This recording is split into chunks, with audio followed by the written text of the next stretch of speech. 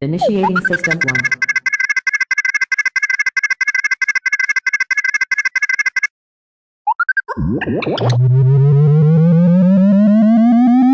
System 1 loaded.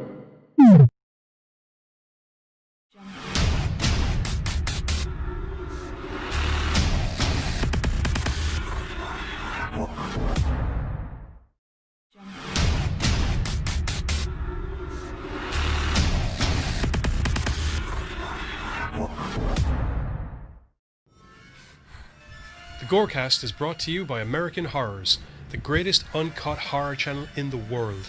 24 hours a day, 7 days a week, all horror. As well as the station of decapitation without your head. America's longest running horror channel, www.withoutyourhead.com. The following program is rated TV MAL. It contains strong language and is intended only for mature audiences. Viewer discretion advised.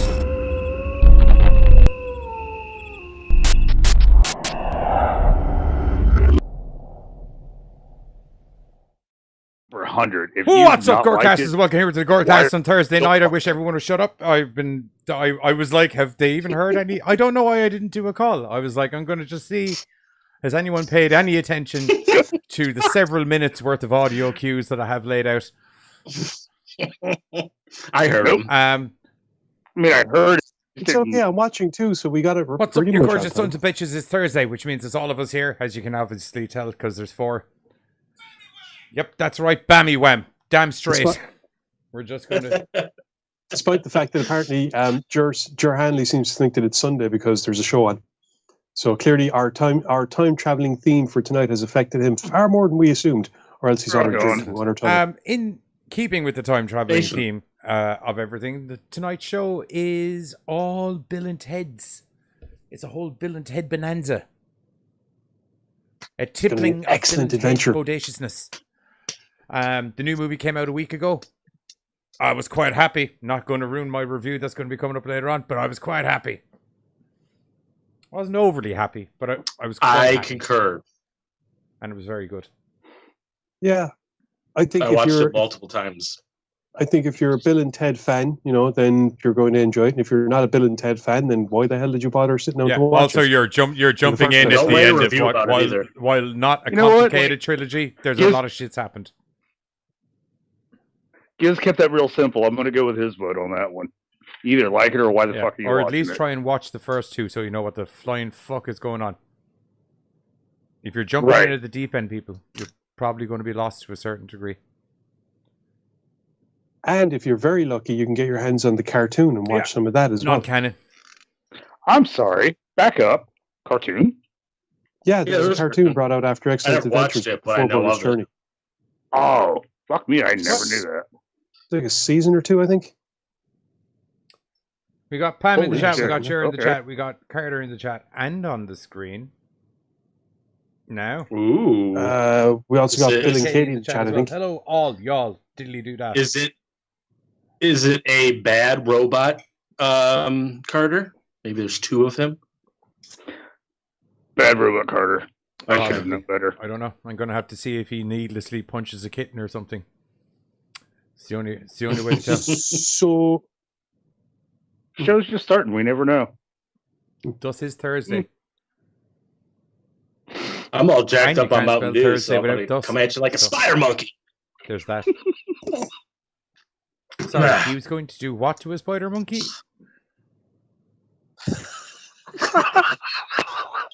Stay tuned. That was from Talladega Nights. I'm all jacked up on Mountain Dew, chip!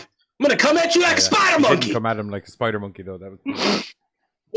I was very disappointed in the non-spider monkey coming at. It was what could only be described as a shortcoming, to be honest. So Gur just realized that Buzz and Carter are 2 different people. Yes. I don't even know where to fucking go with that.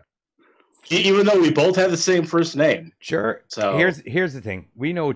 I should probably explain this. Buzz is an American baldy Giz, basically.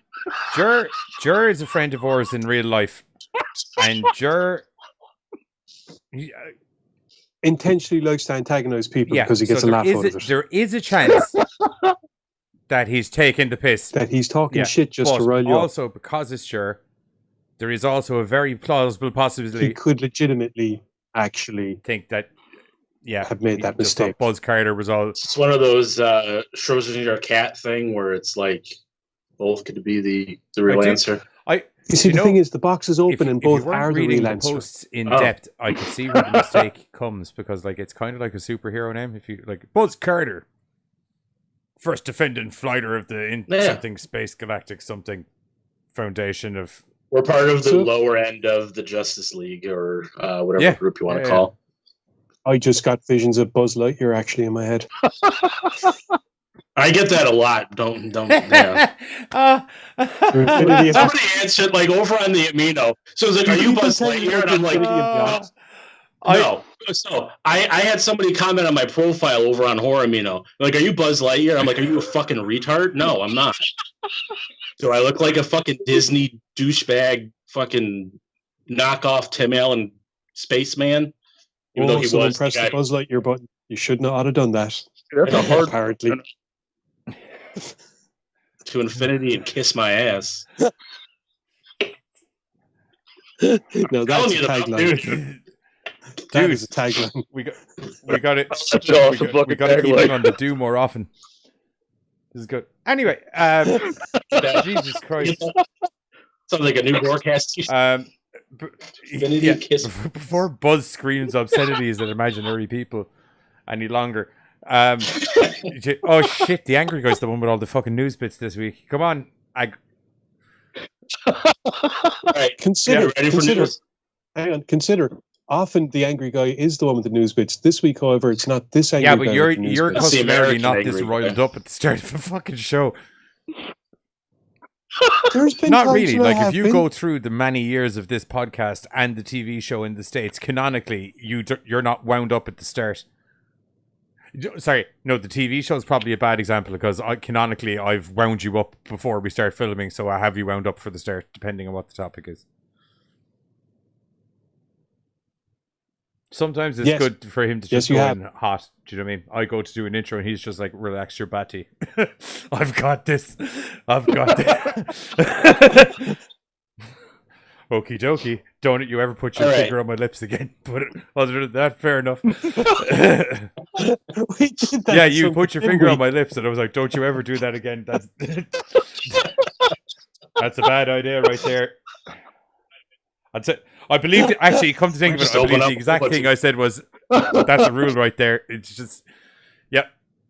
I don't have many rules on the show, but don't put your finger over my fucking lips is a fucking, that's on there.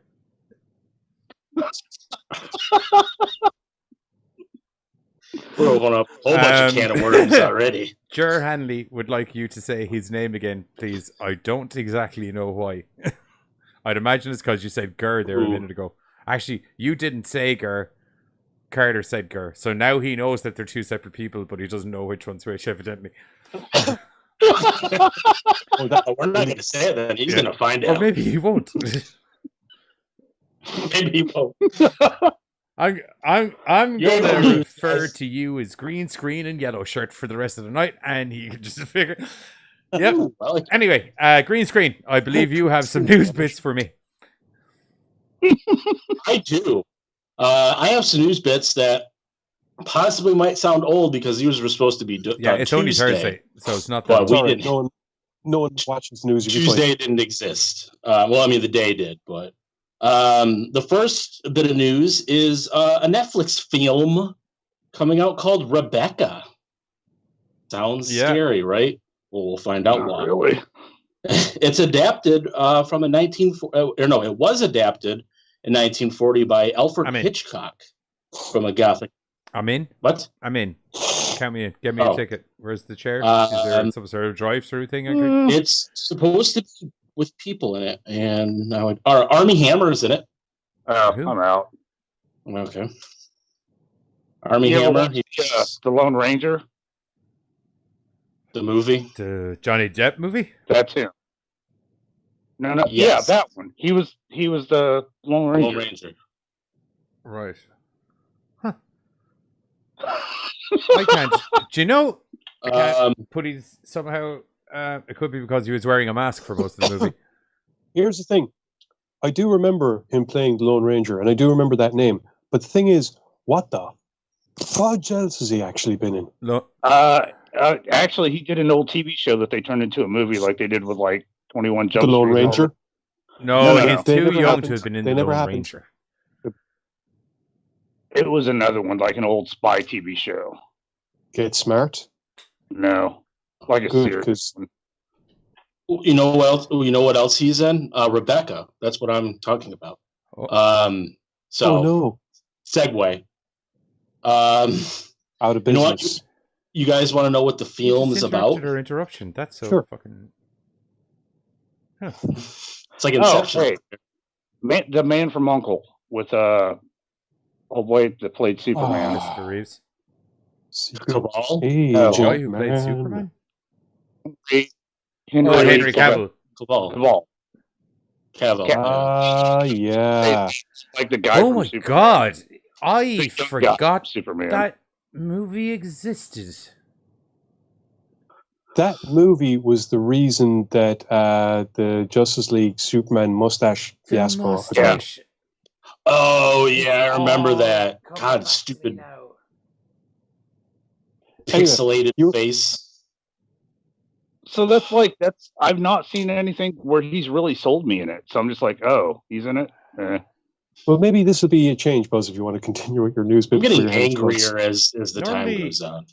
I know, I can see the vein throbbing in your head. It's great. I just want to interrupt because Okay, so the story follows a newly married young woman who, upon arriving at her husband's imposing family estate on a bleak English coast, finds herself battling the shadows of his deceased first wife, the mysterious Rebecca, whose legacy continues to haunt the I house. wish you hadn't interrupted our interruption, because our interruption was way more interesting than what it sounds to be the plot in of the that movie. movie, yeah. I'm going it's to. called Rebecca. I'm so I going know to to, avoid in a it. Netflix like horror movie clairvoyance style way, predict the future for you. This movie is going to be really boring. This movie is going to take. It'll probably start kind of semi-fast, leading you to believe that it's going to be a fucking roller coaster kind of thing. But then you remember, it's just a girl's name is the title. What? Where could that be going? And then 45 minutes later, there's still nothing happening. You still have no idea what's going on. And then mysteriously, for some reason, in 3 months, every online website is going to report that this movie is so scary that people can't sit the whole way through it, and one woman once puked. Right. Confusing, scary. The whole Netflix PR campaign for horror Dude, that movies whole- now is that like- somehow mysteriously, literally one after the other, no matter what movie they make, is somehow now the scariest movie on the planet. Right. Is it because they made people poop? Did- You know what also does did- that? Taco Bell. Did you It's see not that scary. Veronica? Okay, Did you but see I heard that Veronica? shit about Insidious. It sounds like Taco Bell is pretty fucking Taco scary Bell's to me. amazing. Oh, hey, real quick, Gur. I'm sorry I'm feeling a little bit off tonight, but no, I'm doing good. Thanks. Does he want a sandwich? No, he was worried or she was worried that I was a little bit off tonight. He called you. So I love check how on he's just got on board with the color scheme naming. Took your not a second. Yellow shirt. You seem a bit off form tonight. You okay? So the good news is Rebecca hits Netflix October 21st, right in time for spooky time. Skiddly Is it doo. good news? Is it really? I mean, that's what Skiddly doo. that's what I'm not paid to say. I won't lie to you. Moving on. I've been playing DayZ for an inundatedly large amount of time this week, and it's just got to a stage where I've started prioritizing my life in my head now, where it's kind of like, at any moment, I really could end up getting my ass eaten off by a fucking zombie. Do you know what I mean? Like, what do I want to have done with my life before that fucking period? And it's just like, I can't think of another shitty, boring Netflix movie that's going to really be in my list of things to do. To be honest, dude, I'll give it to them. They're trying. They're really trying. no, but I will say some of their the stuff shit they is have like coming really out. good, Some of the hard hit or hard miss. I'd agree with that. I'd agree with that. Like shit. What was the one with the two girls that played violin? The one that you were thinking of a while ago that made everyone throw up. No. shit. That one just said That it'll was make. the one that they posted. No. That was no. Fuck, what was that? Veronica. Duet. Veronica was the one that was so scary people couldn't sit the whole way through it and puked. Although I could believe the puking during that movie. There was a couple of pretty graphic scenes in it. Yeah, that was called Duet, wasn't it? Or am I I remembering it wrong? don't think it's duet. Duet? No, I don't think it's duet. I will figure it out later because it's got nothing to do with what we're doing tonight. But yeah, that was a really good one. Where I thought it was the reverse of what I said about this, where it started semi-slowish, and I was like, "This is going to be a pile of dog shit." And then 20 minutes in, I was like, "Holy hell, people are getting their arms cut off!" Oh, did not see this coming when I saw two lesbian lovers playing violin at the start of the fucking show. Do you know what I mean? It's good. That was a really good one. I can't remember the name of it for the life of me. I'll figure it out during the first movie trailer. Anyway, next news bit. You ready? Yeah, I'm ready. Are you ready for this? Yeah, I am ready. The next movie is going to be starring Theo Rossi of Sons of Anarchy. Juice, you dirty bastard. Sorry. And his son's, and it's called... We don't like Juice, yeah. Prick. Yeah, he's a prick. Hey, since Buzz hasn't quite gotten into the news yet, to perfection. That's it. Yes. Thank you. That's a great movie. I'm sorry, but it was fucking killing me. Yeah, well done, Netflix. That's a good flick. Well done, Yellow Shirt. Yeah, thank you. Thank you. Yellow Shirts. Yellow Shirts. The R&D department. But green screen handles complaints. Yeah. Ooh, you don't want that.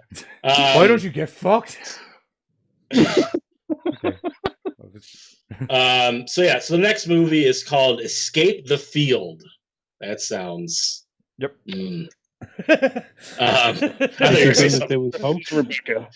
So, sounding reminiscent of Stephen King's In the Tall Grass, Escape the Field is a story of 6 strangers who wake up disoriented and trapped in an endless cornfield only to discover that something mysterious is haunting them. Armed only with seemingly random items ranging from a compass to a canteen and a revolver with a single bullet, they must work together to escape the field or die. You know, so basically someone combined Field of Dreams with Battle Royale. You know, call me crazy. I would say, I would go as far to say that sounds remarkably like Stephen King's In the Tall Grass. Yeah. Yes. Which, okay, I dug, so I'm kind of on board. I liked it. Jordan. I liked it. It was a good... yeah. It had enough mind fuckery to keep you going. It was quite mundane in general, but I found the mind fuckery kept me going enough that I was like, yeah. Oh, no, it was not a grand movie or nothing. I won't be watching it twice, I'll put it that way. Awesome. Right. But I wasn't upset that I did watch it. Jordan Claire Robbins from the Umbrella Academy is supposed to be in this film as well. Which one is that? I don't know. I'd have to click on another thing that would send me somewhere, and that would make me scared. That's fine. That's fine.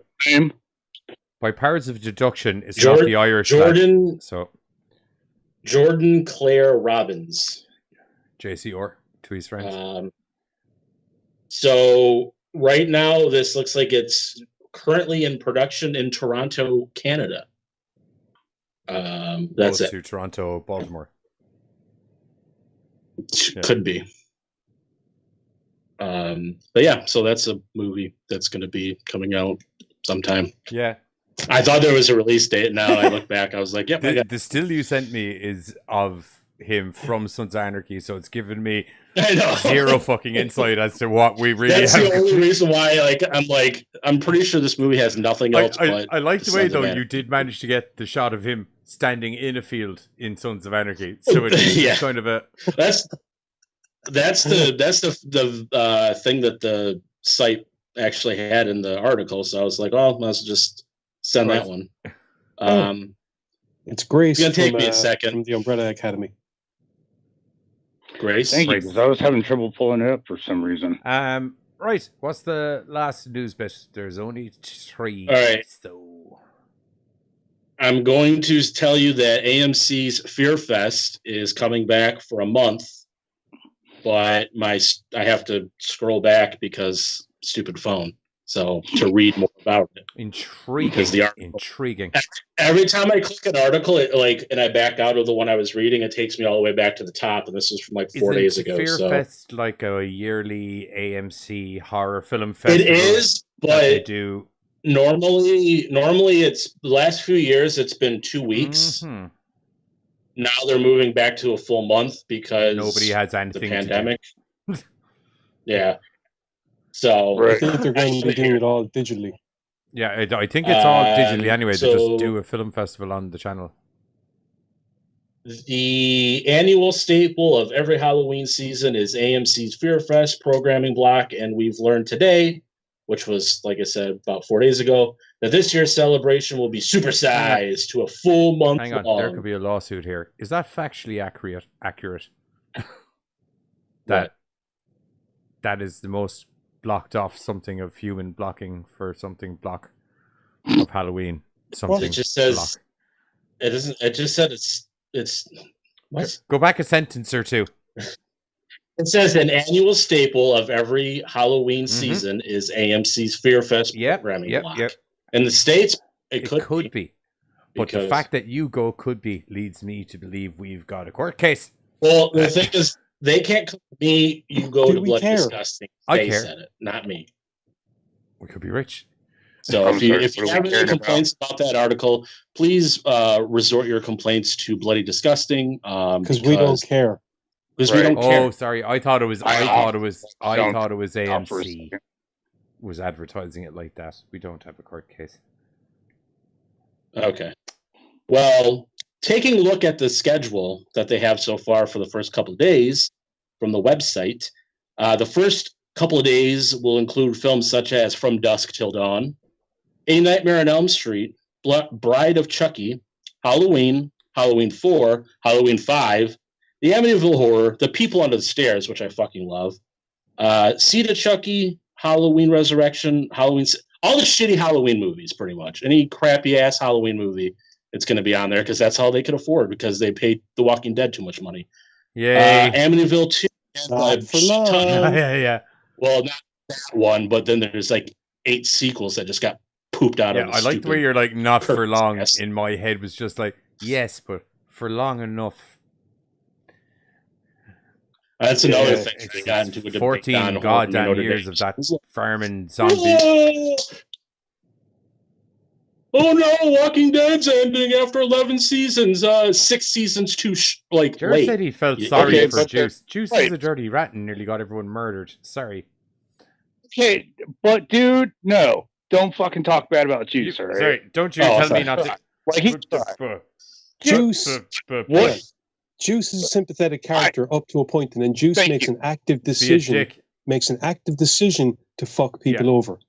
But he could have not done that, and he makes an active decision. The reason I hate Juice so much is because initially you feel really bad for Juice, and for 2 or 3 seasons you're on Juice's side, and then after all of the investment you've put into Juice, going, I think you're an all right cat, contrary to how shitty the guys treat you. He makes a deliberate decision. You fucked it up bad, boy. And then you turned to a fucking rat. And then you got the mom on the fucking run.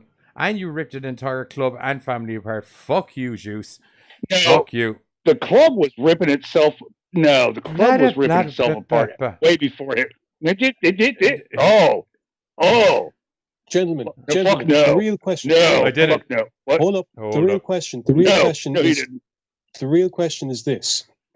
Who does Juice represent in Hamlet? Is this you trying to be witty, comparing it to Hamlet again? Right. No, this is me being genuinely fucking serious. You do know Sons of Anarchy is Hamlet, right? You get that. Yes. Jax is Hamlet. Clay is King Claudius. Gemma is Queen Gertrude. So, in the context of Hamlet, who is Juice? Who fucking cares? I don't remember. It's been a long fucking time. I'm sorry. What a way to ruin Sons of Anarchy. Side note, though, okay, so The Walking Dead is going to be, who are they? Carol and... Oh, Daryl and Carol, the rhyming twins.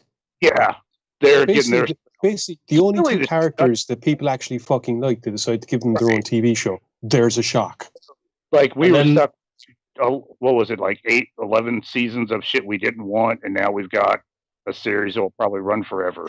Well, they're gonna milk the hell out of it because it's gonna be a 24 episode farewell that's gonna go on for like 2 years. Sorry, the final season of Walking Dead is 2 seasons. Is that what I'm hearing?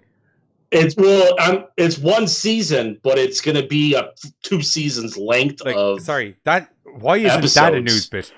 Because of the pandemic, or they're really trying to stretch that out? It could be because they said that season 11 is supposed to start fall of 2021, so it very well could be the pandemic. Dude, do you know, I won't lie to you. Like, if you look at the pacing of that whole show, the fact that it's taking them 2 seasons to do their final season literally is so on brand. It's oh god, Yeah, they said it would finish around 2022 for that Possibly. one. Then you got the spinoff. Then I heard there was another spinoff with the governor that they're talking about, and then I think you The have dude that Fear the died how Walking many Dead. seasons back? Obviously it's going to be a prequel, but Right. I I didn't even realize I don't know. Fear was still on. Like, didn't I either. gave up on the whole fucking franchise, like season 3, I think, or Yeah. 4, whenever they made it to the Yeah. farm. yeah. I was around 4 or 5 when I was like, yeah, I'm done. I was Right. done halfway through the farm season, and then I tuned in for a couple of weeks when they were in the prison because I was like, that should be spicy. No, they just started farming in the prison, and I was like, right, you can go get I fucked. said, having read the comics, I expected things that never happened, so fuck it. I bought the first 2 seasons on Blu-ray for like 97 cents each. You can tell how much people really think of those movies. I also went to a store that was going out of business, so everything was like 90% off. So I was like, yeah, I'll take those. Might not watch them, but fuck it. 2 seasons of Walking Dead on Blu-ray for like $1. Sure, why not? I need a book stand. Oh yeah. Sorry. Yeah. I mean, I already have it on Netflix, but whatever. Okay. That's it for the news bits. Unless you guys have anything else. No, I'm still reading from the Walking Dead business. Yeah, no, I said we just crack on into Crack on. the movie review part of the show. Excellent. Yes. Anyway, as fantastic. As was discussed earlier at the start of the show, we said we were going to be doing all of the Bill and Ted's in honor of the new Bill and Ted movie coming out. And customarily, when we do movies, especially when we do a whole series of movies in one show, we try to do them in order. So we're going to be starting with Bill and Ted's Excellent Adventure. A most excellent adventure indeed. So it is. Adventures. Oh. Way I got back 2 in things. 1989. 1989. I got 2 things. One, I was upgraded to Reverse Flash, not Yellow Shirt anymore. Which is wrong make because sure clearly you're wearing an X Factor t-shirt. Just going to put that out so we all know who's talking to who. Okay, so you're and, Reverse Flash, and Reverse what did they leave Flash. green screen as? I also just realized that they still don't. green screen. He's still green, It's still green screen. But I was the one that was somehow upgraded, which I appreciate an upgrade. Hey, so I know he's a bad guy, And, but Reverse Flash is a cool character. So, right. and he does So, have that omnipotently powerful thing going on about him as well. And they're watching the show, so I wanted to say hey to Christy. Thanks for watching with us, man. Yes, sir. Welcome to this show. Don't you dare Anyway, freeze up. as Giz and as I was saying, then Giz started saying, and I'm going to go back to saying now. 1989 came the year of Bill and Ted, when 2 young high schoolers were desperately trying not to flunk their fucking asses clean out of school. But also formed the most excellent band to ever exist. Except that there was some glaring issues with that plan. They really need to learn how to They play. have an inability to play the instruments that they do wail upon, but god damn can they air guitar like a fucking pair of bosses. And they do make a most excellent music video, which they most definitely need. Yeah, that was not a bad Bill and Ted impression, my friend. Yes, helped by the fact that my throat feels like someone's after clawing it a little bit, so I figure I might as well lean into it. Ted Theodore Logan. Bill S. Preston Esquire. Together they are Wild stallions. Yep. Oh, we're supposed to. Yeah. Faced with the imminent possibility that they're going to get split up, since Ted's outfit as a cop and insists that if he can't make grades, he's going off to military academy. A military academy where they have a guy who runs the military academy who's way too interested in getting young Bill's ass in the academy. It's also in Alaska. It is also in Alaska. So you could be screamed at and told all at the same time. Fan-fucking-tastic. So anyway, needless to say, the two lads realize that the only thing they can possibly do is possibly for the first time in their miserable, misbegotten lives, actually try to study, despite the fact that they are constantly being, distracted by Ted's mother, Missy, who is redonka hot and she's also redonka 2 years older than them or something like that. Remember when she was our senior year? She also cannot make a toasted cheese sandwich, as she managed to burn one side and not toast the other. How do you do that? That's a god, Missy. That's a God-given talent you have right there. Say it happens easily when you get sidetracked. That's all I gotta say. Sometimes you start a project, you get sidetracked with something else. Everything's like golden brown on one side. That's not really a project. Oh fuck! Please don't start a fire. It happens. As things that rank in the classing of projects go, cheese sandwich. I don't think. Remind me not to have a sandwich at Carter's house, because I have a few minutes, so I get on my phone and I'm like, oh hey, how do I get past this? So I start like watching videos, and then I'm like, you're making food. Fuck, I'm cooking. So like, how did you melt the bread and burn the cheese? I turn music on and like dance around and cook. Gentlemen. The one thing that you neglect to realize in this most epic of failures is the fact that the melted cheese in the middle of it means that she clearly did first put it together, burnt one side, and then took it out. What? How do you do that? Exactly. That's the point. To show what a total, complete, and utter epic failure it is. You can clearly see the cheese is melted inside it. So she did the cheese side first, stuck it together, and burnt one side, then served it up. Every single person in that scene looks and goes, "What the? How?" Anyway, I'm just saying you can get sidetracked. That's all I'm saying. I feel you're speaking like a man who's burnt a couple of cheese. Ah, no, the internet's going. Are we back? Yeah. Don't you fuck me around, internet. You sound like a man who's burnt. That they're going to try and learn everything they can about history. Yeah, yo. Chill a sec. Internet. Be wonky. Just give it a second. Too many words all at the same time, maybe. I think we're even. Oh, God. I can't tell, actually. No. Yes? Oh, dear. It looks like on my side it's just choppy real bad. I think we are back to steady levels of internetage, though Giz is missing and Buzz is all loading back in, and I think I'm functional. Yes. Can you still hear me? I can hear you. Yeah, net dropped out there for some reason. Excuse me. All right. Do I need to disconnect and come back in again? No, you're in.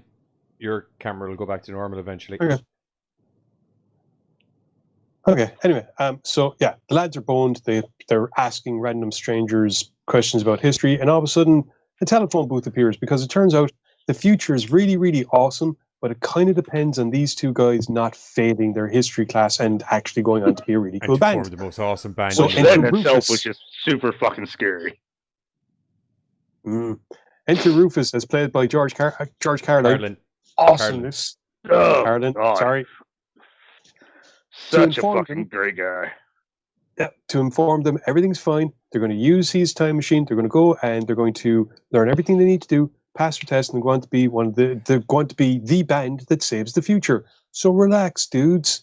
everything's And cool. also be excellent to each Kind other. of. Don't forget that. Yeah, and party on. No, wait, it wasn't. That's So, Wayne's World, isn't it?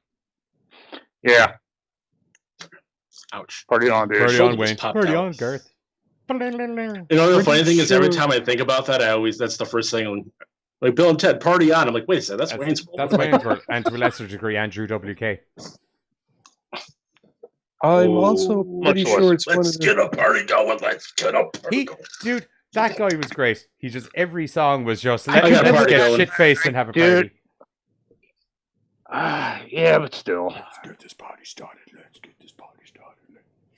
Anyway, I seem to have blown Giz's Go, mind Ted. with the fact that Party On is Wayne's World. No, I think it's actually both.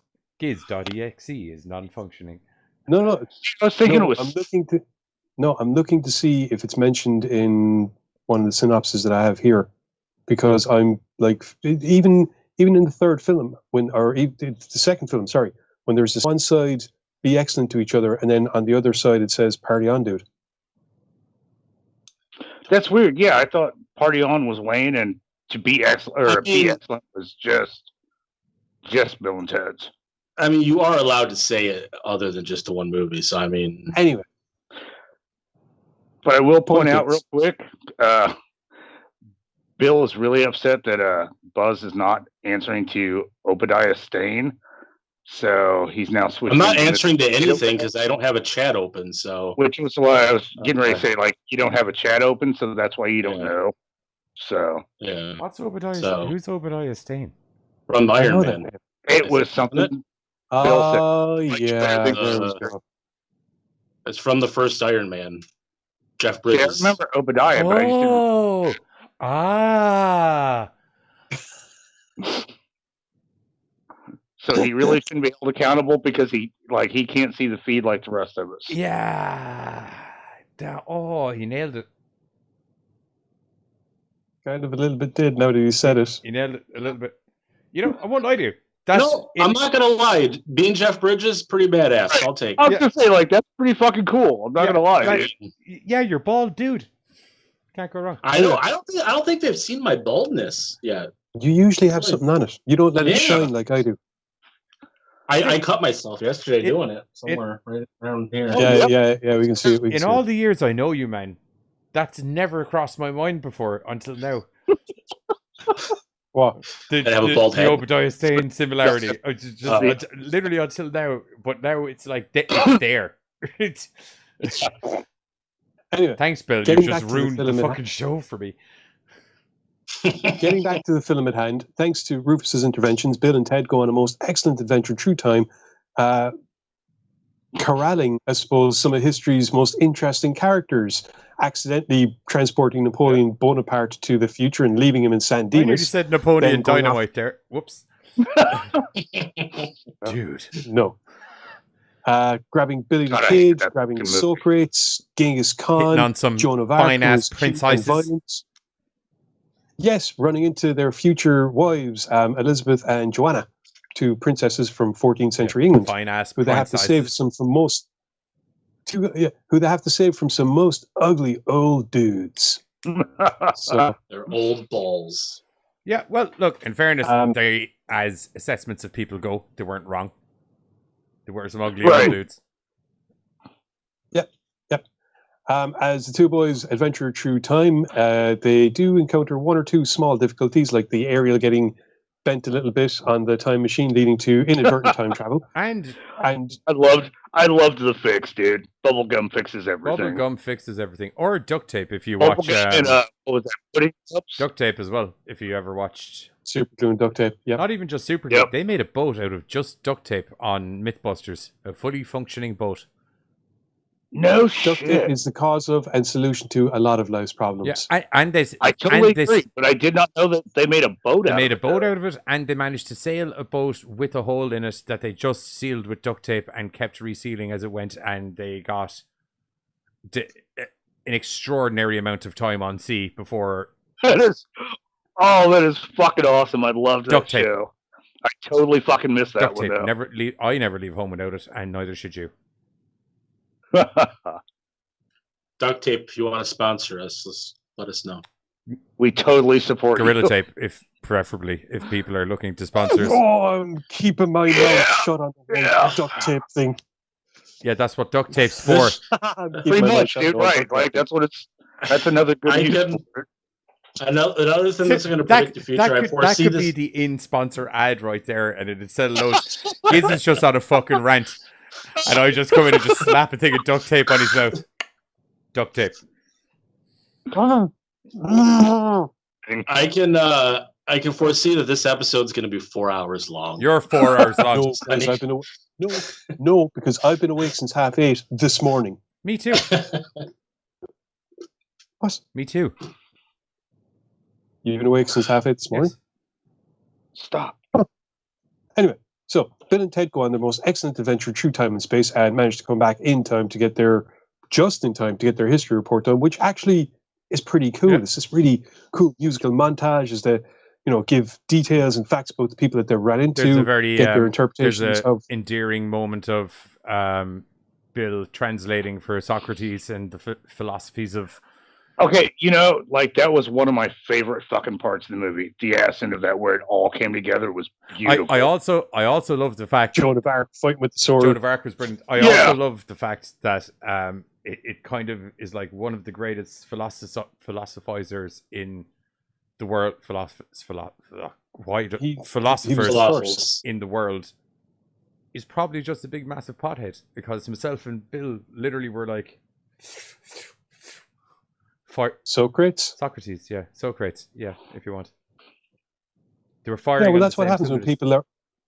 That's what happens when people actually just stop and have the time to think about things beyond, get up, eat, work, come home, eat, sleep, get up, eat, work, come home, eat, sleep. How have I not killed myself yet? Oh my God, this is all my existence is. We are nothing more than slaves in a pen. Anyway, I will say, as much as I liked the actual report, I liked actually seeing the historical figures have their freedom. Yeah, when they go on her thing and Khan do his thing, like when they go running around San Dimas and all.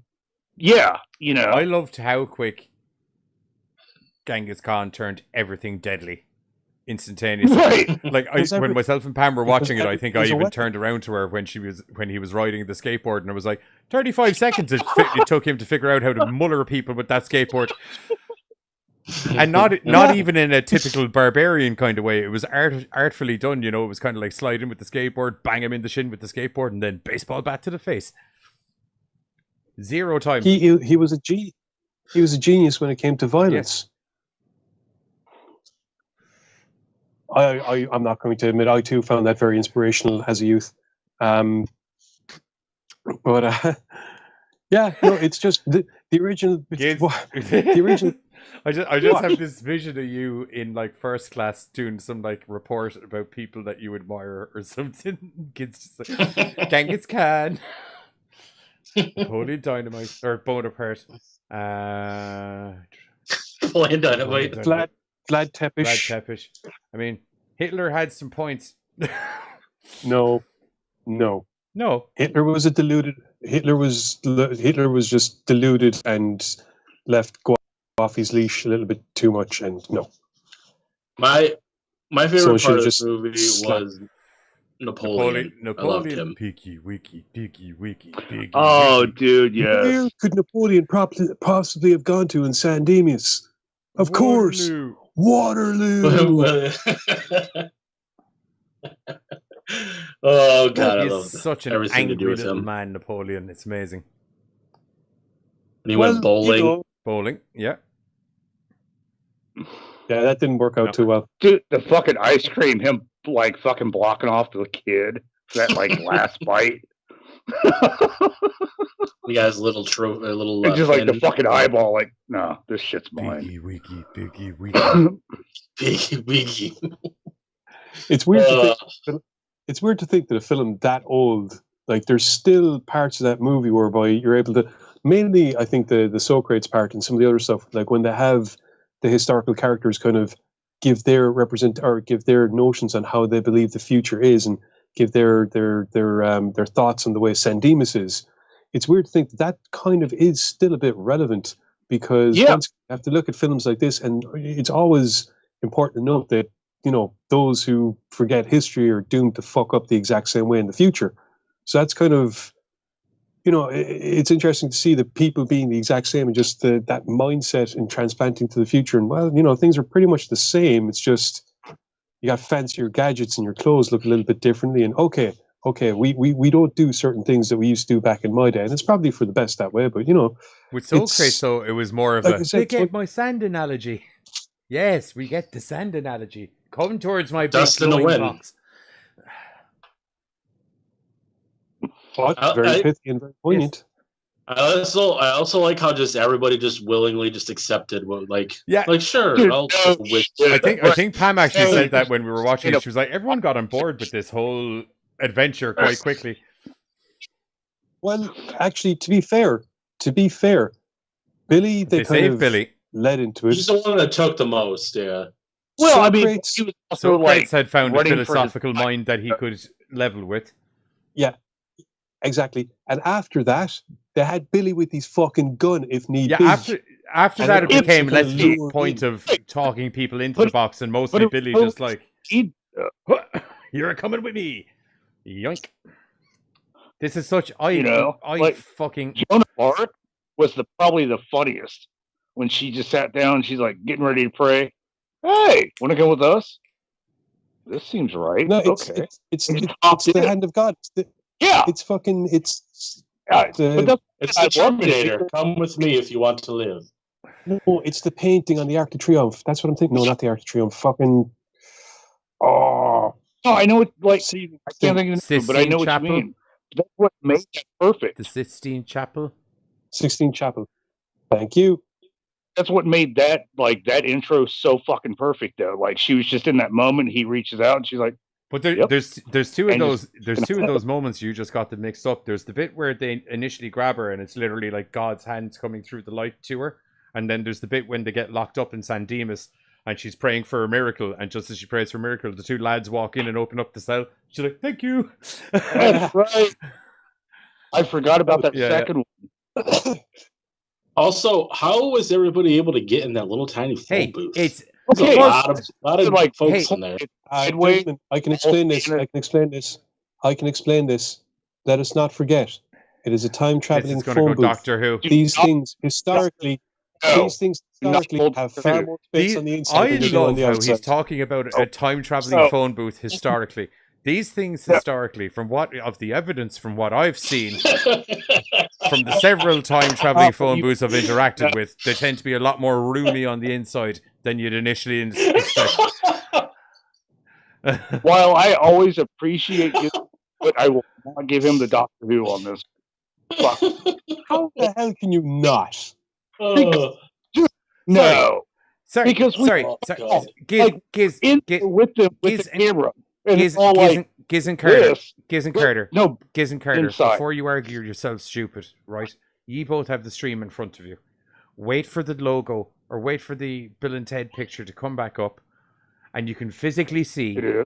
that there's not an abundance of room in that phone booth. They just cram fuckers in. I mean, Hold on. let's be hold up. honest. I never assholes said.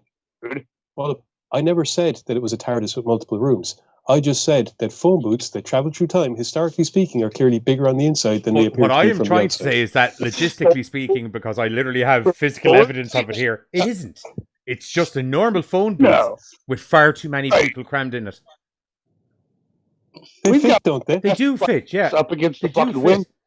It's not so roomier on the Yeah, inside. it's not extra roomier. When your face is smashed against the window, it's not. For all When they For when all they got you me know, in a initially, standard I was phone booth can told only that fit it's two roomier people. than I'd That expect, clearly but fit about it isn't. six. What? I sense an immediate regret about bringing up the phone booth. Hang on, No. hang on. Just briefly. No, Just briefly. it's a fucking valid point, Buzz. Thank Hold you. It is a Briefly. valid point.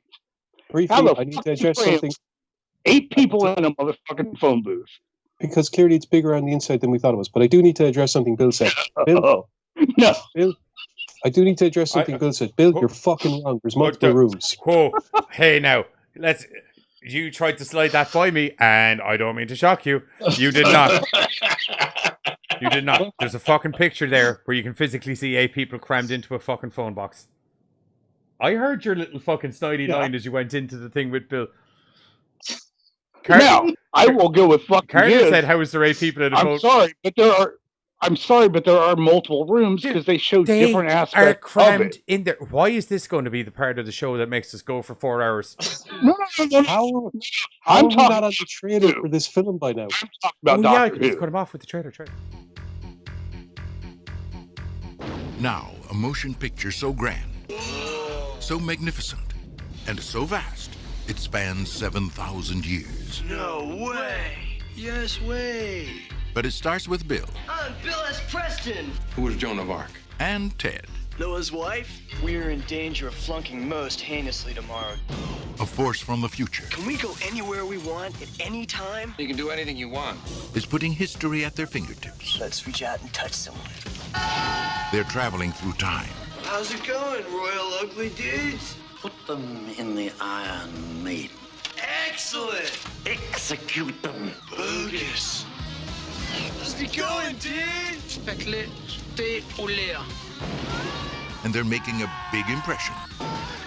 Historical babes. Now they're home. Everybody get together, remember who your buddy is. To trash the 20th century. You got a live one here. Keanu Reeves, Alex Winter, Napoleon. We're from history. Billy the Kid. Oh my God. Joan of Arc. Sigmund Freud. Tell me about your mother. You a musician? Beethoven. Genghis Khan! Abraham Lincoln. Party on, dudes! Socrates. George Carlin. We're history. If you guys are really us, what number are we thinking of? 69, dudes! Bill and Ted's Excellent! Excellent! Excellent Adventure. Party on, dude.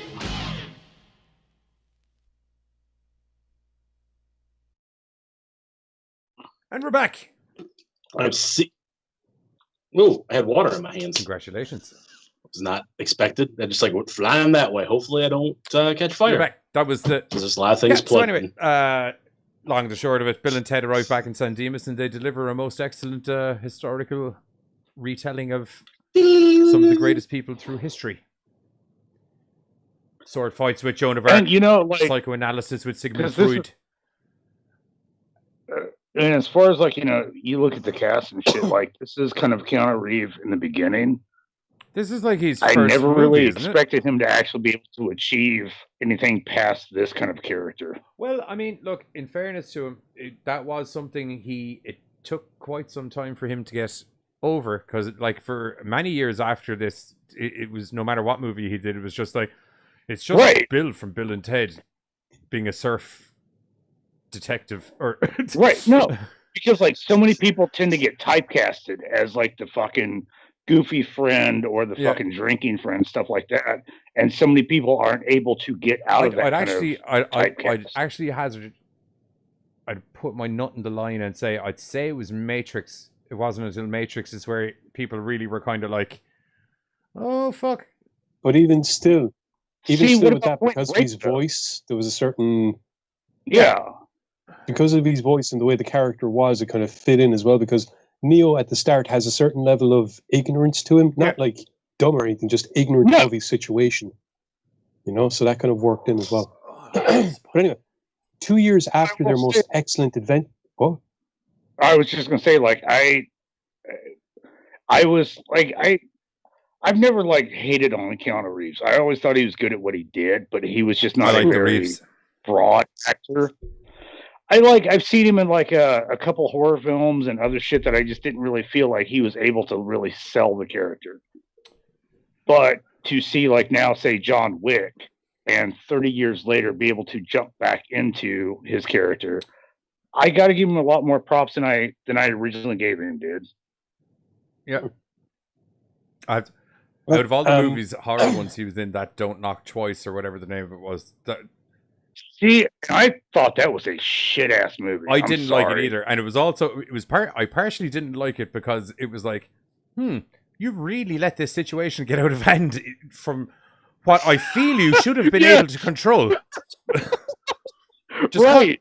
Like, I really like this should not have gone past like 20 minutes. I know you're not supposed to hit women or anything, but these two ladies have very, very much exhibited the fact that they're both fucking psychopaths. Like, I think a non-lethal clothesline and tie up until the fucking cops show up is not out of the realm of okay to do. Do you know what I mean?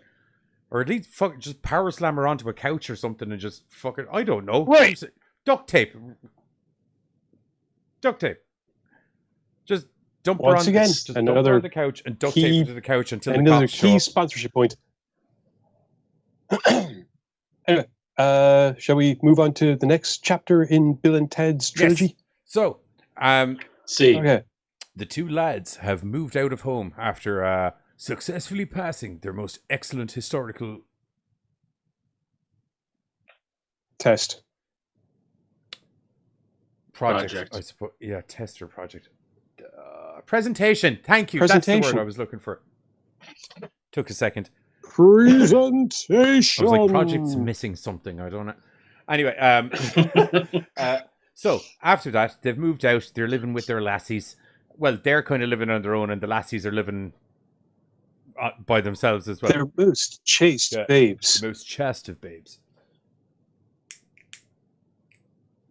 And they're having a slight dilemma because, you know, I don't know what this song we're supposed to have written is, and I really feel we're kind of going nowhere. We're just working in a fucking goddamn factory. They play for like cheese and dip or something like that, and they still haven't learned to play, yet they've somehow managed to get themselves into a Battle of the Bands competition, which is going to be... The company that they work for are one of the main sponsors of the Battle of the Bands, and your one's like, it wouldn't be that bad to have a bit of representation from the company in it. And she's like, we'll put you on last, because to be honest, I'm going to paraphrase here a little bit, but to paraphrase what is a 10-minute conversation down really quickly, they're like, we're really good at music, and you should let us play. And then she's like, you work for the company, and I think it wouldn't be a bad idea to have some company rep up in there, but to be honest, lads, you're kind of dog shit, and I'll put you on last because everyone will be so hammered by that stage they won't know what's going on, so it shouldn't be too bad. That'll be fine. And then they're like, you think we're dog shit? And she's like, yeah, I think you're dog shit. And then we're like, yeah, we are kind of dog shit. So they're trying to figure out how they're going to learn to play music in 24 hours and impress everybody, and they have this whole keferi about going back in time and figuring that out. But unfortunately, some guy in the future has a different plan for them. Go on, Buzz.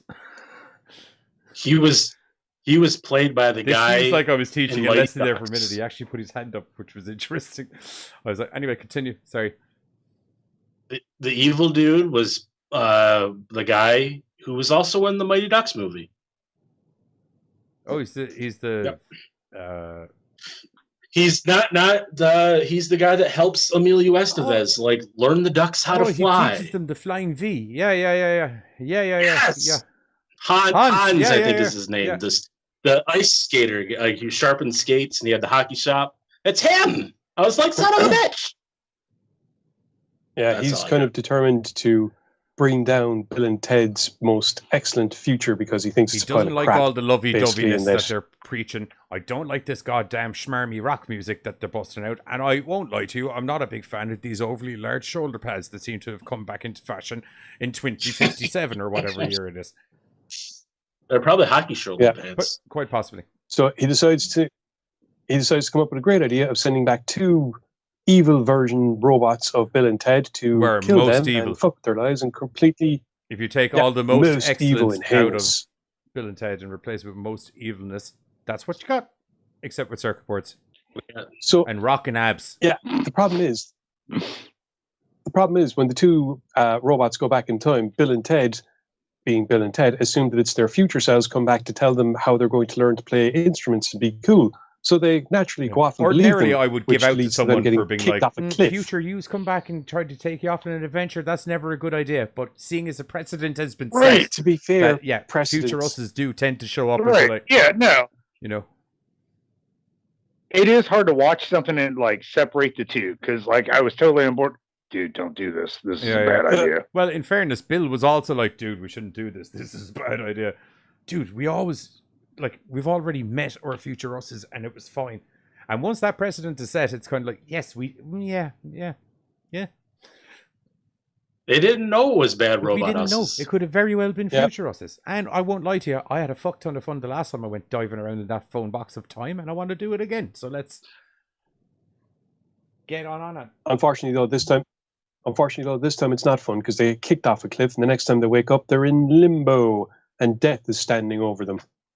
And this is when the fun starts for me, as far as I'm concerned, because the two boys are intent on getting back and saving the babes and fixing the van and sorting everything out. But to do that, they have to get back, which means they have to beat death in a game of chess. Except it turns out, if you check the paperwork, it's actually, in fact, not a game of chess. It's a game of the adversary's choosing. It's whatever the it's challenger's choice. So the boys choose battleships at first, which is awesome. It's Funky's battleship. Fucking great.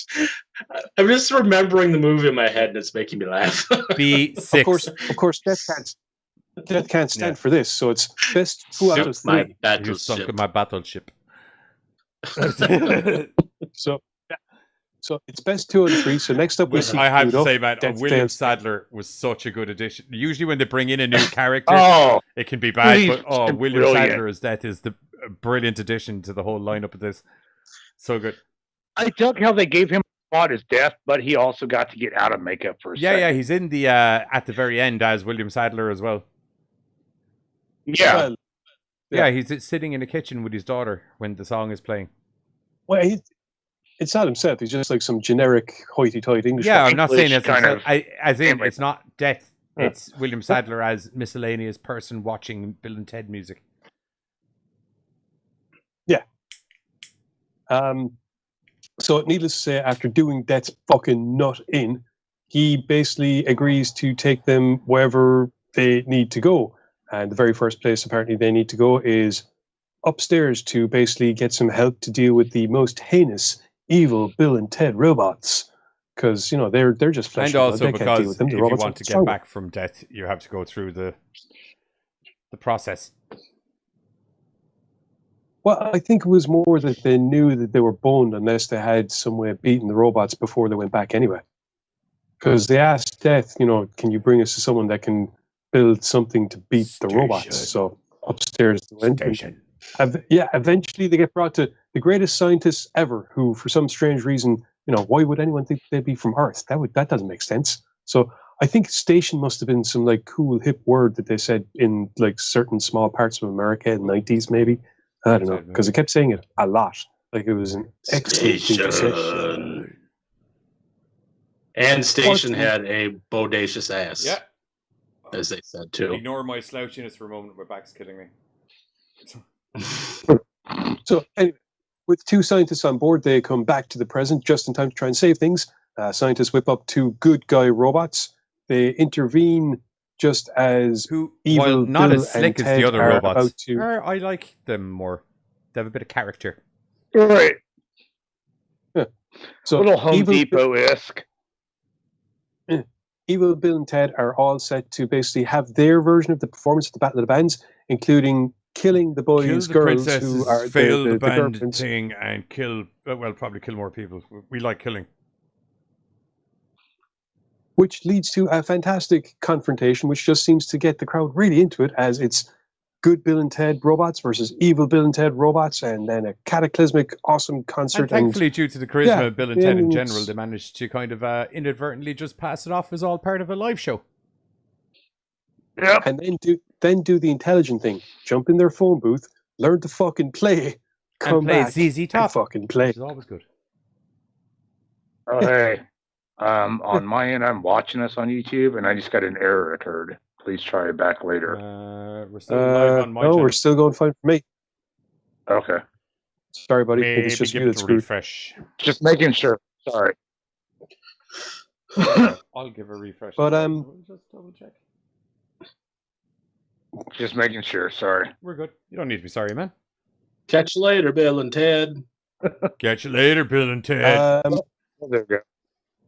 Yeah, I have to say, I like the second film. It's not as light-hearted, I guess, as the first one, which I suppose was the intention. Yeah, well, I mean, and as a result, I think that some of the gags don't work as well. When the movie starts with them being dead, there just needs to be a certain tonal shift, I suppose, for a bit.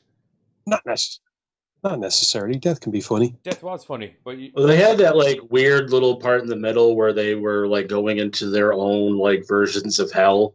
That was kind of like I like that. I thought that was kind of cool. funny and like kind of twisted in a way. So like I could see where you're. If nothing else, it gave, in my mind, as accurate a depiction of hell as anything else, whereby you're trapped in an eternity of your worst situations. Shit. Also, they Melvined death. Which was my favorite part. He walks in and he walks back and he's like, "Oh shit, I forgot about that." He's like, "They Melvined me." But he gets just the way he says it. That's what it. I guess it's another word for that. But like, he comes back and he's like, "They Melvined me." To like God or whatever he's talking to. Like, while I like the whole franchise, Bogus Journey was kind of not as enjoyable to me. Oh, so that's the exact opposite for me. See, like I like Death, like that was definitely awesome. I dig Sadler. Station was fucking awesome, but just I just got a overall, bodacious ass. I was kind of like, meh. Meh. It was. I did think one of the I do like the fact they have a hilarious running gag going through the movies in regards to Missy, because in Bogus Journey, Missy has divorced Ted's dad and is now married to Bill's dad. Right. And Ted, and then it just gets even Ted's dad weirder. is not taking it well. We'll get to that later. No, he is not. Would you? You're after losing your little sex kitten, for frack's sake. I don't know if my. And then she they can't even make a cheese sandwich. She doesn't need. You know what? I'm not talking anymore. Get myself in trouble. Not for Then they nothing. played. I'm just saying make you can the fuck up goddamn real cheese sandwiches. Okay, not all of us can. All right. Then they played "God Gave Rock and Roll to You" by If it's Kiss ever going at to the work, end. you can't always be the one making cheese sandwiches. Everyone needs to make cheese sandwiches. That's how those type of things work out. That's why she's now with Bill's dad. And maybe some of us are just looking for the other half that can make a better grilled cheese than us. Thank you for pointing that out, bro. I didn't know we were getting so philosophical over here. I'm just saying, dude. Like, and I'm actually fucking surprised I grilled said cheese. that word right. You said philosophical a couple of times tonight. I know, and I read the news. I didn't stutter. I don't know I'm having Mountain Dew before every show. I am on the ball tonight. His camera flies off the table. Waiting for it. And we're back. Okay, good. And I'm dead. Yeah, but look, I think in a weird way, these movies, like, this is not a bad thing about the franchise, but they got progressively worse. But every one of them is a good movie. It's just that number 2 isn't as good as number 1, and number 3 isn't as good as number 2 or number 1. But I fucking enjoyed number 3. No, I'm not saying it's a bad movie. I'm just saying that, like, if I was to rank them in order of bestness, I would go. So I think I I'm would the go Bill and opposite. Ted 1, Bill and Ted 2, Bill and Ted 3. I think I But would I go the thoroughly opposite. enjoy I think I'd go all 3, 3 2, 1. movies. Like, I nearly proper wrestling popped at a couple of points during Bill and Ted Face the Music. There's some proper Okay, do we want to do the? Yeah. Do we want to do the trailer for Bogus Journey and then get into Face time the for Music? Bill and Ted's Bogus Journey, and then we're going to be back to Face the Music and dance. Except there won't be any dancing.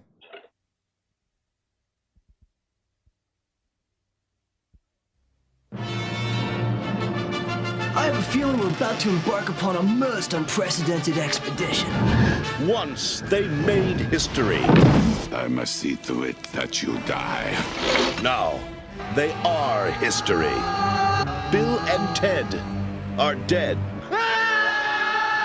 Welcome to hell.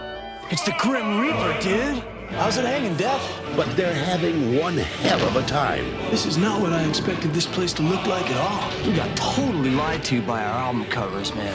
Taking in the sights. Not bad, dude. We totally knew a guy got one of those in his bucket of chicken. Making new friends. Excuse us, dude, but is there any way we can get back? You may challenge me to a contest. J7. You have sunk my battleship. Excellent! Best 2 out of 3. What? Enjoying the family. No way! Invading the present. I totally possessed my dad. Battling the future. You're metal, dude! Excuse us, but your shoes are untied.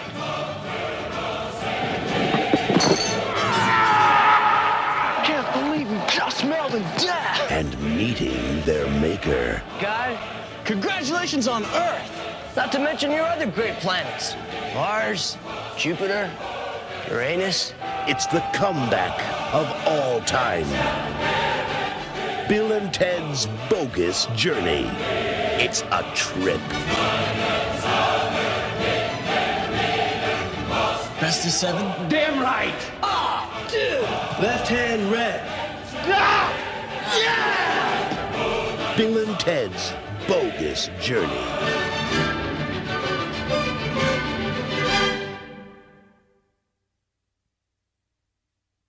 Like, both And we're back are from talking sisters? about the thing. This is shit time. Like, Yeah. seriously? The Wachowski He's brothers like- are the Wachowski this is sisters. scary. Evidently, I've dropped the could news know bit of that. the His night. face. He is utterly shocked. Like, I'm not imagining this, right? You know what I'm on about, Buzz. I have no idea what the hell you're talking about, but I can find feel out. like This you speak with such affection. I'm just sure. Google it. I'm very gullible. I'll believe anything. Okay. Google it. Right. Okay. Okay, Well, we Google. can- Okay, what was the Wachowskis' originals names? Is that the thing from Monsters Inc? Oh, that's Wachowski. I'm sorry. look up. Never mind. Mike Wazowski. I've got like Lily and Yeah, Lena that's them now, yeah. for the Matrix. Okay, that's a fucking thing. That's All the right. thing. Wow. There you go. It's 2 things, but they're not actually anymore. Fuck, it's not a pretty thing, but it's a thing. So, Oh, so I didn't know where it was. anyway, Bill Bill and Ted 3, Face the Music. Oh, what a fine, fun, friendly family romp this is. Yep. Yeah. Oh my god. All right. Yep, Bill and Ted 3. Well, the characters Yeah, deals with his shock. Bill. Oh, do you know what will help me stay on track is if I put the pictures of Bill and Ted 3 up, that'll help. That's just some shit that Yep, fell down Bill the and tree Ted and hit 3. every We're kind of on actual time. We're 30 odd years since the movie is Bogus Journey and all of that have happened. Bill and Ted are still they have finally learned to play their instruments, and they're quite good. And they had albums with Death after their epic return from the dead in Bogus Journey. But as a lot of bands tend to do, and as time goes by, money becomes a rift, things become a problem. Some people like busting out 45-minute long bass solos, and I can totally fucking get that. But sometimes when you're busting in a band, you know who we're on about from Metallica. I'm not mentioning any fucking names. Yeah, you know. But they were good, damn it. You know who I'm on about with your 20-minute drum solos. I'm not mentioning anyone in particular, but you know. Oh, I thought you were actually going to be talking about the bass solo for Pulling Teeth. So did I. Mention how they actually do a tribute to that in the new S&M 2 I album. haven't heard it yet. Don't talk to me. Anyway. Okay. Anyway, so to bide their time, they're taking any odds and bouts gigs that they can kind of find, which are few and far between. There's a couple of rec centers. They tried that. There's there's a wedding. We won't get completely into what the wedding is. Well, no, we will get into what the wedding is. You get the gist. There. Do you remember that running? Do you remember that running gag that we mentioned? You mean the running gag where Missy keeps shifting around different members of the Bill and Ted circle? Okay, is that what you're talking about? And without giving anything away, I love the fact that came back around. It was fucking and when you find out how it's come back around, you're like, what in the flying shit is going on? Missy, you goddamn hussy. And I will say, like, because I had to kind of stop because it looked like her, but it didn't. So I had to do like a cast check, and I'm like, holy shit, that's her. But it fucked me up that wasn't the little brother. I was kind of hoping, you were able to grab him back. You know what's funny is like the beginning of that movie where they were playing the wedding reminded me of Step Brothers and the Catalina wine mixer. Yeah. The first time that started up, I was getting Step Brother vibes there. I love that movie so much. Fucking Catalina wine mixer. Fucking drum kit. At the wedding. Oh my god, why are people sending me messages in the middle of a show? At the wedding, I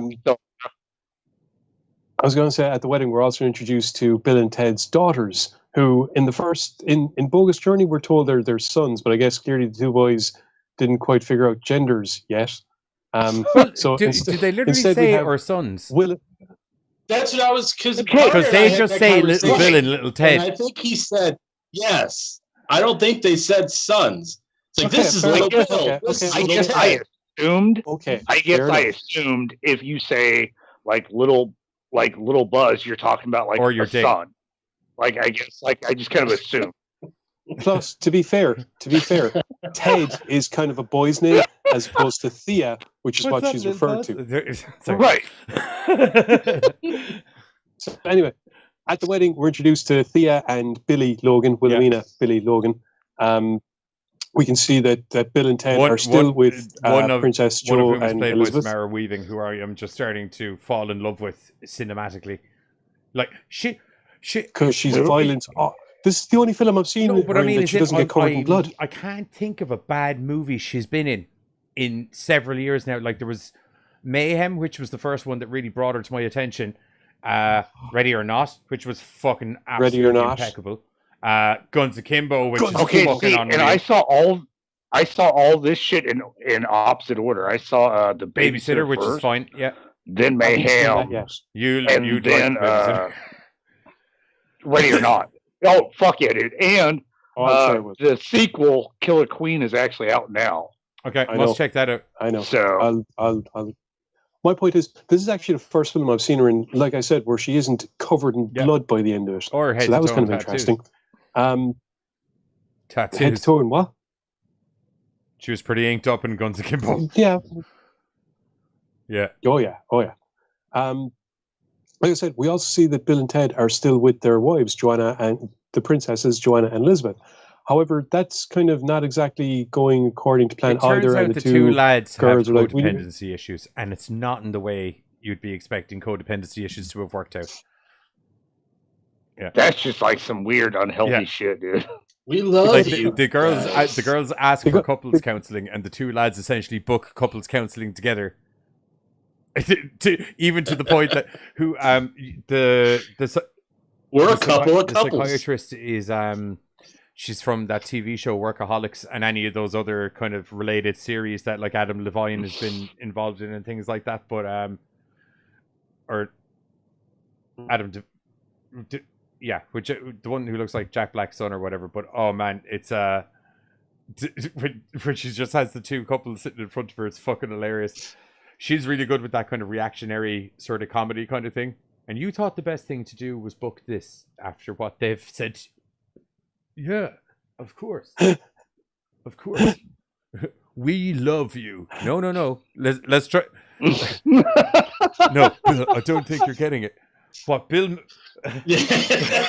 what Bill means to say is that we, the princesses, we love you. With all of our heart. Oh, it's so good. It's so good. Like, I love you, and so does Bill, or whatever. And Bill loves you, Anyway. and so do I. While all this is going on, in the future, it seems things are not going quite The according song to is plan, yet to have been because made. since the lads The time continuum is going wobbly. Yeah, because the lads haven't come up with the song yet, reality itself is starting to crumble in on itself. Historical figures are popping from one era to another, and reality slowly but surely is beginning to implode. And more importantly, a theory has been put forth that perhaps it's not Bill and Ted's music that will bring the world together, but their death. So apparently that was a fucking twist for me, I'll admit, because that was a little darker than I was expecting. I'm like, okay, because like 3 films now, it's always been about their music. I found it an odd, and all of a sudden that introduction, I was like, whoa, we're gonna. I kill found Bill it and Ted? an odd or an odd addition as well, not in a bad way, but as in like it was just like, Jesus, that escalated fucking quickly. It was just kind of like, maybe it's not their song. Bill and Ted need to die. That's probably what it is. Let's think rationally here for a second, right? In the last will film, not. we did see an entire sect of lads. There was an entire sect of lads that thought killing Bill and Ted was the good thing to do. So it's not that far to think that a few years down the line, maybe someone revisited that and went, you know what? Maybe they weren't too far fucking wrong on that plan. Well, I just kind of like the second one I kind of took is like, I don't like the fucking red room. So if we kill these guys, we might be able to get a blue room. This was like, so to stop the end of the world, just kill those fuckers? Okay. Like Johnny said, like that shit escalated quickly, dude. So the thing is, it's Rufus's widowed wife who Or comes up with Charlie's this notion, mom from Two and a Half Rufus's- Men. And Rufus's daughter, Kelly, decides, screw you, Mom, I'm going to go save Bill and Ted, which leads to them having another excellent adventure and also leads to their 2 daughters deciding that they're going to try and help their dads create that song by having the best they can possibly provide.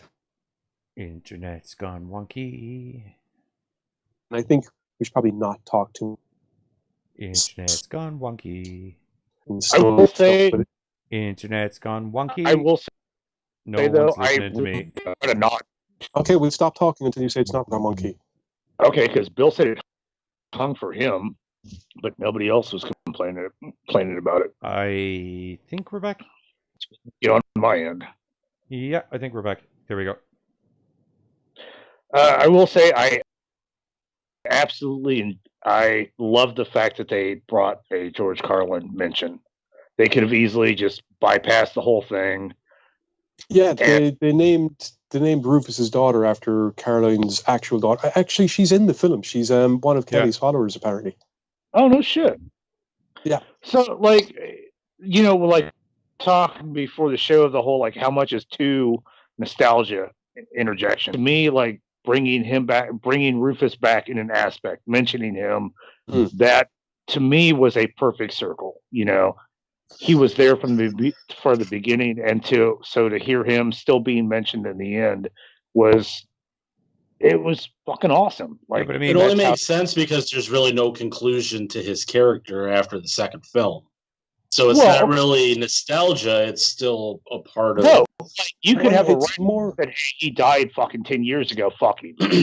It's more. Hang on, it's more than that though, because like we were discussing, I can't remember. I don't know if we said this on camera or not. But one of the things about this film is that it brings the story full circle. Yes. And part of that aspect is that when Bill and Ted do start traveling through time, it's directly because of Rufus and Rufus's character, or to be more accurate, the memorial to Rufus's character, which sets them on their journey. So because of that, I think having him in there makes perfect sense. Whether, as a tribute to the actor himself, or because it makes sense for the character to be the reason that once again, after 25 years, the lads find themselves hopping through the circuits of time. But for me, I just want to give that props because we've all seen shit movies, especially in a franchise, to where Buzz wrote 2, I wrote 3, and I was like, fuck whatever Buzz said, and I kind of went my own way. This was it was just a nod that I appreciated because a writer could have gone 100 other directions and it was like, fuck it. So to me, it was like, that was fucking awesome of them to think about it and bring that into the story. there's a lot of Well, you aspects see, of this film that I think they'd have to bring that in. They'd have to think about that and bring it into the story, though. Do you know what I mean? Because I feel like I feel like you would think about a lot of shit when you're writing for a franchise. Yeah, but like I've seen a lot of shit where they didn't. Yeah, where they didn't. Though. If you look at the way this movie's been handled, this isn't just like some addition that's been thrown on. Oh, we haven't done the Bill and Ted in 30 years. This is a direct sequel. Everything is very much in sync with what happened in the previous two. It's more than that. And I'm supporting and applauding that. Because I think he's saying they just could have went a completely different direction and just made a complete nostalgia fest where it didn't really have anything to do with the previous two films. Like they could have haphazardly, like this was somebody that sat down and said, "Hey, since 19-something, here's a franchise. This is the third film. Let's handle it carefully. Let's think about where we do, what we do." And they actually pulled out something. Truthfully, I had like no fucking hopes 30 years down the road for like a third film. I seriously appreciated everything that they put together in this film. Think about it. These films are all about time travel. What this film does is travels the viewer back in time to not just show us the beginnings of this franchise, but also put us mentally into the same kind of mindscape that we were in watching the original movie. Where Bogus Journey takes that kind of like dark spiraling twist, this doesn't. It does have dark aspects in the whole, they need to kill off Bill and Ted. But for the most part, and especially through the experiences of Thea and Billy, especially through their experiences and the way that they kind of take part in the story, the way that they try to help their fathers, that once again puts the viewer into that same carefree mindset in regards, the viewing and enjoying time travel, as opposed to it being the necessary thing to do from the second movie. And while still maintaining that necessity for the fathers, the younger generation gets to enjoy the fun of time travel the way that they did in the first movie. All these things mean that this movie is, for me at least, it's the best way to end the story. Once again, it's time travel, so you can. I thought it was like literally the perfect I'd watched all the movies pretty much back to back. I'd watch like 1 and 2 on. I watched 1 and 2 on a Tuesday, and I watched the new one on a Wednesday, just so I had them separated a little bit. But for me, it had been a long time since I've seen them. I felt so genuinely fulfilled watching the third movie that it was like, man, I got a fucking ending, and not just an ending. I got an actual fucking like. There's no fucking Twinkie Dinky. This could go here, that could go there. I got a goddamn ending. If they do decide to do another movie after it, I don't think they are. I think that this is like literally it. But if they did, it would have to be a whole new thing, whole new adventure. I pray to God this is not like another Toy Story bullshit. Because like say Toy Story 3, perfect fucking ending. 4, and I know, like I'm the only one probably that's seen 4, but that was a money grab, hardcore money grab. Without discussing, I feel like this was a perfect ending. Without discussing what happens in the ending, it's interesting. It's interesting to note the circumstances that most of us are going to be seeing this film. The way that the ending is done, I don't know if it was always envisioned that way, but in the current pandemic situation, I think that ending really is it's something, isn't it? Fitting. It's great. Yes, and really it hits you in the heartstrings. Yeah. I don't know if that was the way that it was always envisioned to be. It very well could have been regardless, but for the times that we're living in right now, it works so much better. Okay. But in that same aspect, if you think about Bill and Ted's 2, right? They're on stage, they went back in time, they're playing their fucking music because they learned how to play. And we have, at the ass end of that, George Carlin talking about, oh, now all the fucking worlds have aligned, everything's beautiful, it's perfect. We had that like little narrative send off, right? That is kind of what fucked me up on the third one. We have this whole big thing, the ending's going and blah blah blah, and right before credits, I felt like there was like either a few more minutes that was needed to say have that kind of same Carlin narrative.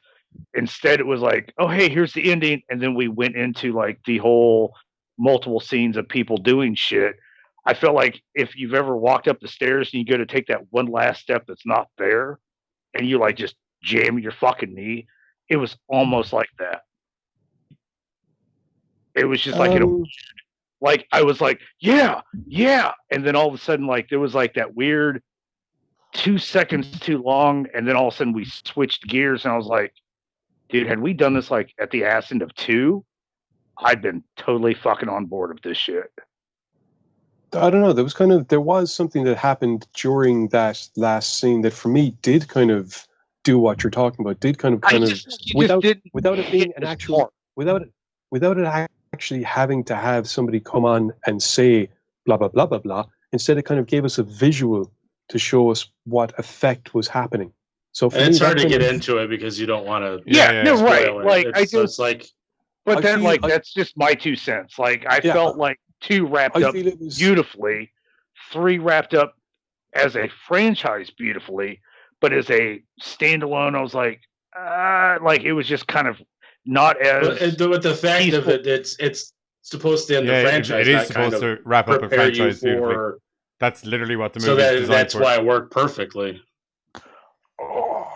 Like I kind of get what you're saying, but like if it's kind of ending its own thing and let's say like a sequel or something, but for it to wrap up a franchise, it worked perfectly.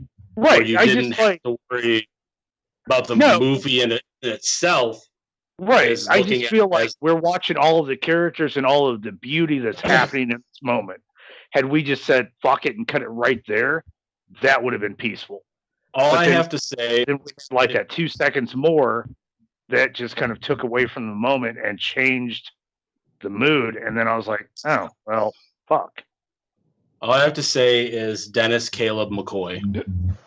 No clue who the fuck that is. He's the cyborg dude. Oh God, You guys didn't like him? I thought he was funny as fuck. I fucking love Dennis. He's fucking. Who said they didn't like him? I'm not. You guys reacting. I thought you were like, fucking love Dennis. Actually, honestly, the character for me, the standout character that I was not expecting was Kid Cody. Yeah. I will fuck Kid Cody. That fucked me up. Shit, man. His grasp of quantum mechanics is magnifique. Yeah. I believe I believe that's how he got wrangled in. Is he's actually mad into all of that? No shit. We love it even. All right. Yeah, Kid Cudi is the literal time traveling explanation wizard. His quantum mechanics game is just on point. How would we fix this? You know, if we could just resonate everything at the same. It's brilliant. They're all so baffled that he's just like, if we manage to resonate everyone at the same fucking frequency and get the thing going, like, all right, I was going to say a line, but I won't lie to you. I'm not a quantum physicist, but I've watched a lot of Flash, and I heard words that made it sound like I'm pretty sure that could possibly work. So, if anybody's watching right now and they didn't see the third one yet, honestly, I think I'm not saying it's not as enjoyable, but the best way to do it is just to watch them all, like kind of like when you have the whole because you felt that sense of like completion, like it was like because like I said, I hadn't seen the movies in forever too, so that's why I went back to back to back, and I was like, I am so satisfied. I got a cigarette out. I was good. When you watch them all as like one big series kind of thing, there is like it's got, and a lot of franchises don't have it. It's got like a proper start, middle, and end with each movie. Yeah, I watched Excellent Adventure last week before I realized we weren't doing the show, and then tonight I stuck on Bogus Journey and Face the Music before coming on. So it as a trilogy, it's one of those rare occasions where we can actually say that as a trilogy, it fucking works. It's good. Right. There's very few trilogy or franchises in general where it's like, that's all good. You have Ghostbusters. Yeah. Like when people were asking me, because like I was that statement is pending now. Actually, I just realized that. People were asking me because I was talking about we were doing this episode and I had seen the third one. Everyone's like, "Oh, I haven't seen the third one. How was it good or anything?" I'm like, I adored that movie. Like, I absolutely loved the third movie. Like, I watched it twice. Like, I watched it like when we were getting prepared to do the episode last week, and then when we, like you said, when we ended up doing it, I'm like, I'm gonna watch it. I absolutely love the hell out, and it's a fast movie. It doesn't really hit any like wall to me, at least. I thought. Right. And we went to certain like points, like when they went to the certain points that they went throughout the movie. I think we were there for the appropriate amount of time before they moved on to the next. Yeah, and I will say they kept the overall Bill and Ted theme. If you look at all three films, if you've not watched the third one, the first two, you jump in, you grab Billy the Kid, you jump out. But it's explained and it fits later on in the movie. It's not forced in, it's not haphazardly. Like the third film continues that kind of journey. You know, you get all the same kind of time jumps, it fits in. Yeah, it may be weird or stuff like that, but it still fits the storyline and it's still not forced in. It, as a franchise, it was a beautiful ending, and I pray to God that they don't try to do a fourth one, because this is a beautiful ending. You know, you've got the whole family thing, you've got the whole franchise fandom. They did a beautiful fucking job of pulling it all together.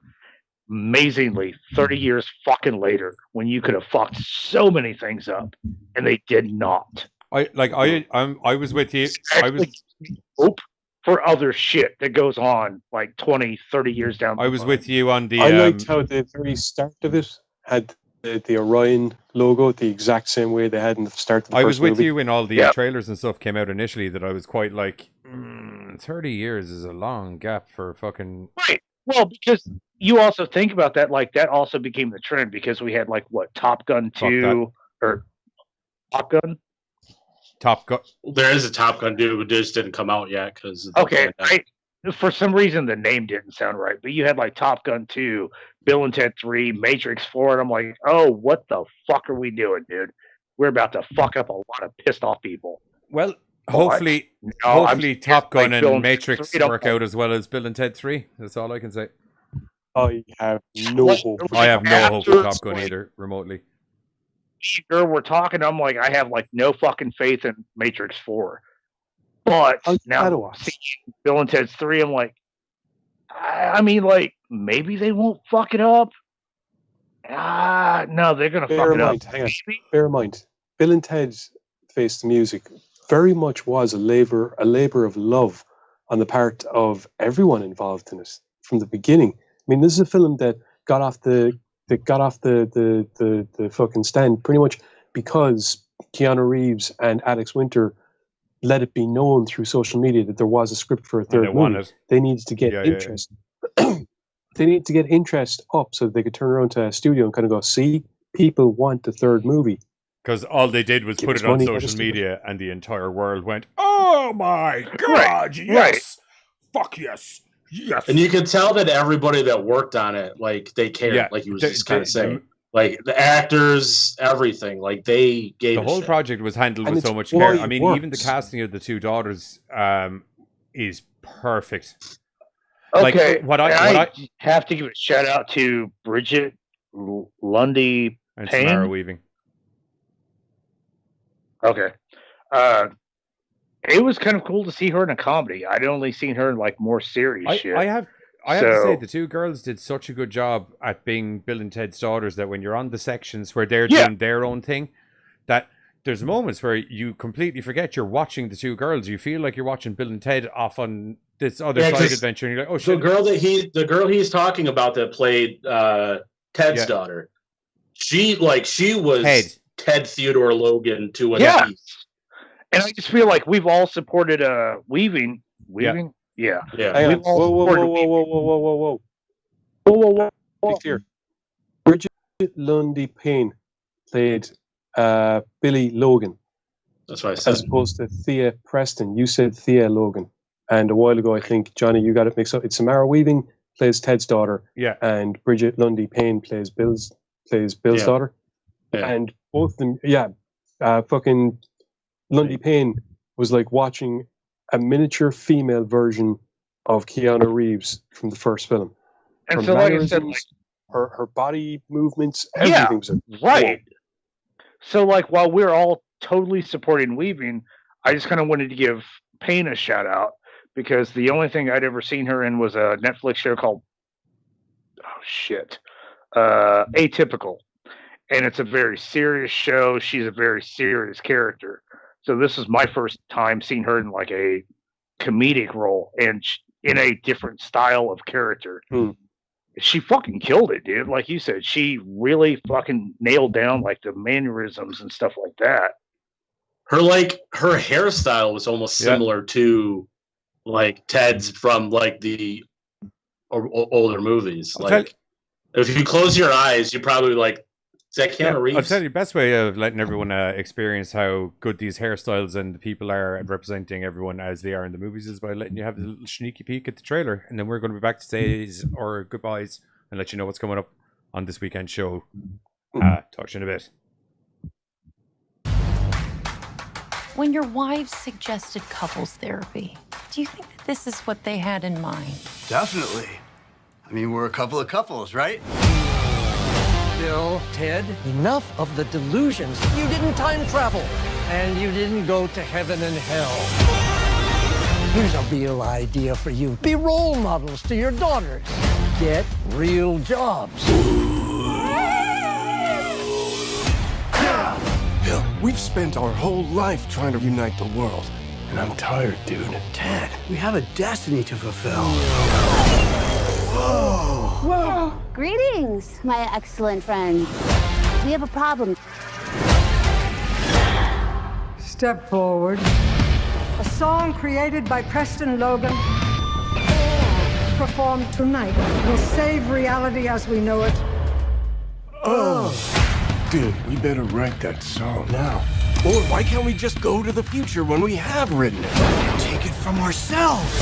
Except, won't that be stealing? Cheers! How is that stealing if we're stealing it from ourselves, dude? Dude, our dads are totally in trouble. We should help them out. No way! How's it going, Bill and Ted? We're putting together a most extraordinary band. Hey, you want to be in our band? Oh, this is ja fantastic. We're gonna go talk to Death. Is he playing hopscotch by himself? Dude, he's cheating. Hey, Death. Life, it isn't the wild stallions. Let's rock! Be excellent to each other. And party on, dudes. Billy! Dad! How you doing? Well, you know, we're dead and we're in hell. But how you doing? We're good. 25 years ago, you played a concert in front of the entire world. 1 month ago, you played in Barstow, California for 40 people, most of whom were there for $2 taco night. Bill and Ted, what have you got to say for yourselves? Be excellent to each other. And party on, dudes. It says the same thing to me. And Bill just said, "Rest in peace, stream policy violations." Yeah.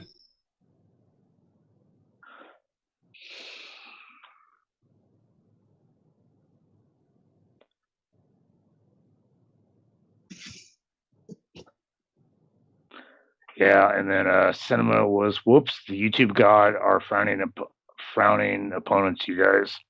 Hang on a second. So, just to be clear, we finally get, or the post that you sent on to Horror Amino finally gets put up, and then less than 5 minutes later, YouTube shuts it down. Well, actually, it was a little bit before that, but I just mentioned it, but it was like 20 minutes or so ago.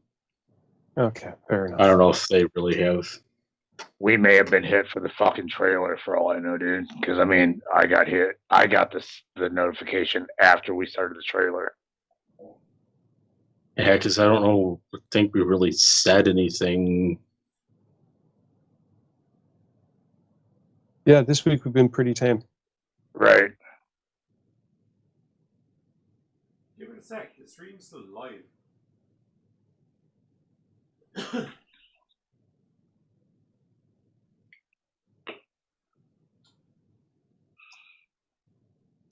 don't have a. I'll refresh real quick. We're back. I think we're back. I just exit out and click back in, and it's on again.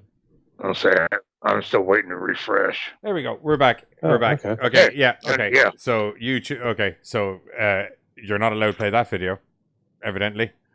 Can't play a video from YouTube on YouTube. Thanks, YouTube. Anyway, so evidently that's what YouTube does. If it gets, do you know what? I bet you, if anything, judging by every time we've got F up the A for trailers and things, I would imagine it's actually some music in the trailer, opposed to the actual trailer itself.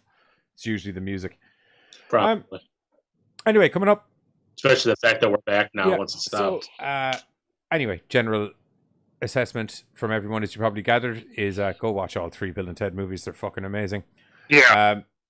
Right now. Not a bad one in the group. Like they're all. It's a grand fucking coming up this week, I'm on Twitch tomorrow night, where I'm not going to be doing Dark Souls. I'm probably going to be playing DayZ because I am stuck into. I got sick of all the masochism.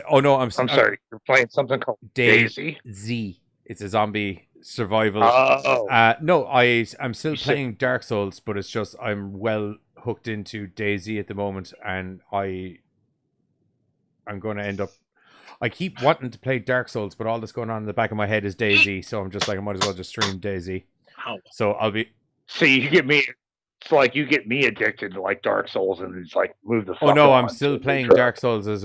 I'm still playing Dark Souls. Dude, I got 3 different games going on Dark Souls at the minute, so don't be talking to me about kosher, my friend. All right. Because I'm all like, dude, I met this guy. Oh, you fucked up, bro. Damn.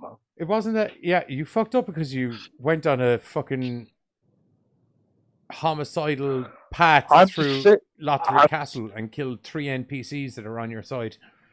Didn't give them a Who gives NPCs fucking health bars, dude? Unless you want me to run fucking into kill battle with you sometimes. That's the whole point of the helpers. I'm just Same saying, with Siegfried. You know the fat guy that likes sleeping. He's got the onion armor. I thought you were Upside. I am fucking killing it on the second playthrough with a new character. I'm delighted for you. This Sunday, myself and Giz have movies. I'm pretty sure it's movies. For all I know, I could still be streaming DayZ. I don't have a fucking clue. Who knows? It could just be Giz reviewing movies while I scream at a screen. Why won't you place Watchtower? The ground looks flat, but evidently it isn't. This Tuesday, Original versus Remake, Carter and Buzz are starting the first part of their 2-part special where they're going to be getting into It Chapter 2 and It Chapter 1 and the TV miniseries that spawned said thing and discuss the book. Yes. Well, Tuesday will be part 1 of the miniseries and the 2017 film. And then the following week will be It Chapter 2 and part 2 of the miniseries. And next Thursday, because I just decided, because of a line that just popped into my head from the conversations we were having earlier, seeing as this is a perfect trilogy and all of the movies are good, we're going to find third movies and trilogies where they really should have stopped at the second one. Horror movie research ahoy. Leatherface, the Texas Chainsaw Massacre 3. Oh, this could be so fucking good. You know, like Giz is already like. This is gonna be good. This is gonna be good. Remember the beginning when we were talking about people throwing up from Netflix movies? We're about to see that with this one. I am totally on board with this shit. Yeah. It'll be a shit show. No. Yeah, I was going to run it by people, but I could feel the idea already leaking out of my brain as we got here. So I was like, fuck it, I'll chuck it on the table. See what the people think. That's it from us. As I said, join me on Twitch tomorrow night from 9 o'clock, where I'm going to be chasing down some zombies, building some bases. I don't know. Probably I might go hunt some bear. Do bears shit in the woods, or do they just eat you and then shit you out in the woods if you don't shoot them first? From what I understand, bears do shit in the woods, but if you sneeze, will chase you far. Or they will also miscellaneously show up on an airfield and rugby tackle your car clean off a road. Because that's what bears do. A bear started chasing myself and Rochi, and it was running straight behind us, and we took a hard right and went across this airfield, and then I don't know what sort of weird loop of speed the bear took, but next thing I see this thing coming at me completely diagonally instead of chasing us from behind, and I'm like, that bear's going to cut us off, and next thing I know, there's just a bear through the windshield. It's swiping at fucking Rochi. I managed to get out of the car. It mutilates Rochi, and then I hit it with what can only be described as an abundance of shotgun ammo. I was fine somehow. I in typical B fashion was already starting to lean and roll out of the car while going, we're going right for that bear, by the way. So it's good times. It's good times. Okay then. Anyway, Daisy, yeah. But wait. Was that a video game or was that your real life? Real life. Video game this time. Oh. Okay. Oh, why'd you... I'll see which one I believe. Tune in next week to find out which one was true. No. You have to tune in next week. You're fucking here. I wasn't telling me. I was telling the audience. Giz who said no. Oh. Anyway, join myself and Giz and Buzz and Kurt. I'm saying no, they won't find out which one is next true. Week when we're going to be talking about all other sorts of bad horror bollocks, GoreCast. Oh God, I was trying to get all the words out before that. Go. GoreCast out.